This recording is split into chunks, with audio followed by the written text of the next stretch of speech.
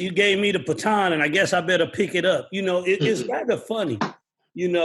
Sylvester brought up the point of not having the wherewithal because of the boundaries that were placed on our lives to really decide who your friends were. Because to me, my friends weren't always the people who did everything that I did or enjoyed everything that I enjoyed. It was simply put, we were locked on this block. And I couldn't go nowhere else, so I had to deal with who was on the block, right? There you go. So I dealt with all of them. Whether we did the same thing or not, we was friends. We knew who each other was. We knew who was good at what, etc. But we still all played together, right? And as I got a little older, some things changed. And I'm getting to where you're going, Todd, because at the end of the day, as my boundaries began to be loosened, my friends on the block stayed my friends on the block. We just didn't do as much together because I wasn't on the block as much. And so you begin to get a sense of seeing what's happening. And then all of a sudden, after I got a little older and I was in school, I was able to get friends who were not only outside of my neighborhood, they may not have even went to our school. We just had some things in common. So finally, commonality has come up and began to play a part in what we have going. And the reason that I say it that way is that, but guess what, y'all? I actually got love for all of them. And this is why I struggle, because if I tell you who I love, it'll tell you who I am, because what you'll find me to be is loyal. And sometimes what happens with loyalty, you can be loyal to a fault, but loyal is just what you are. So if you ask me, yeah, I got friends who run the spectrum. Those who did it right, those who did it absolutely, totally wrong. There's a whole bunch of people who are in between the moments. I got people who made it to prison, some people who escaped from prison, and some people who just never got caught to go to prison. I got people that I love who were friends who became family, and family who just became friends. Yeah. But at the end of the day, what I would tell you is that it took all of those people in those situations to help me to become, and that's where my insight comes from, because I always tried to operate from a place of authenticity. And so it wasn't about keeping it real. It was just simply be real. And so for me, that's where I am, Todd. While I don't try to subscribe to everything that people do, I do subscribe to the fact that regardless of what you do, I got to love you anyhow, because we got too much history for me not to. Yeah. So go ahead. No, and I think what you said, Patrick, is extremely important, right? Because even though they might not be moving in the same direction that we're moving in, because of our background and because of the experiences that we had together, I love you anyway. And we begin to compartmentalize people based on where we're going and based on what we're doing, but our love for them never fades. And so I appreciate your understanding and your putting it in the context that you did, because all of those people came from the 48505, and we love them and we care about them. And even to this day, we will still do anything that we can for, even if our interaction with them is limited to the time we see them in the grocery store.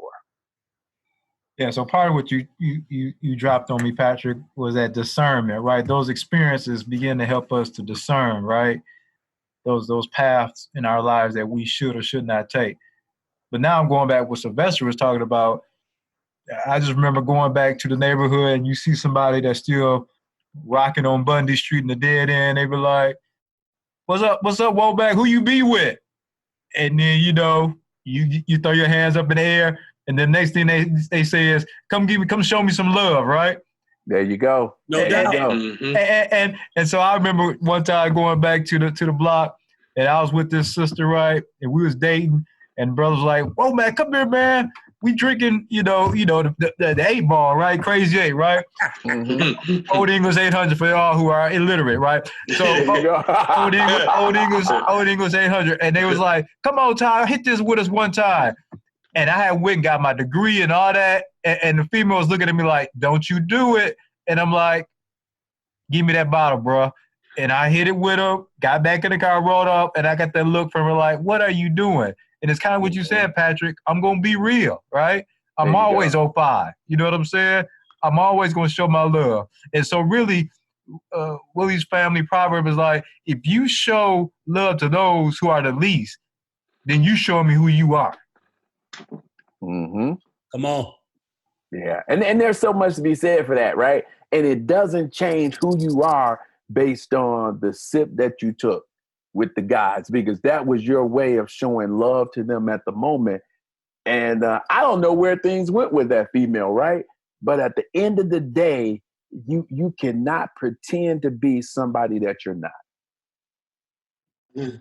I believe you can pretend. I just don't think it ever turns out well. And with that, y'all, we're going to take our next break, y'all. When we come back, we're going to begin to talk about foresight. You listening to The Front Porch. Yes, with the rest of the angels. In America, we all count, no matter where we call home, how we worship, or who we love. And the 2020 census is how that great promise is kept.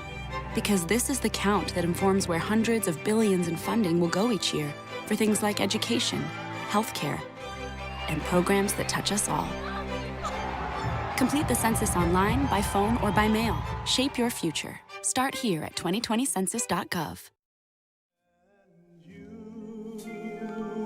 Came to the gate. And we're back with The Front Porch. We're so happy to be you're with us today. Just a quick reminder to make sure that you complete your census. The census decides how much money comes to communities, and communities like Flint really need every dollar that they can. So complete your census, bring that money back to your own community. That's from us to you. All right, we're going to go ahead and move. Like I said, we've done insight and we've done hindsight, and now we're talking about foresight. We're talking about how do we cast this thing forward a little bit. And we're going to begin with our brother Willie. Come on, Willie, give me something. Well, for me, I would say to just keep the message alive. I received this message fully and with an open mind, and it fermented on my mind and caused me to do some real serious thinking. And I say we just pass it on to the next generation and let them continue to pass it on, to get them to think about who it is that they truly love and what is love to them. Are you the only one showing the love, or are you the only one, the recipient of that love and taking advantage of it? There's, like I said, it's all about choices, and the choices that we make now, tomorrow, the next day, all affect our lives in some way or another. So, Sylvester, what you think about that? Man, I'm still thinking about how we ended that last segment, and and how there is so much danger in really pretending that you're somebody that you're not, right?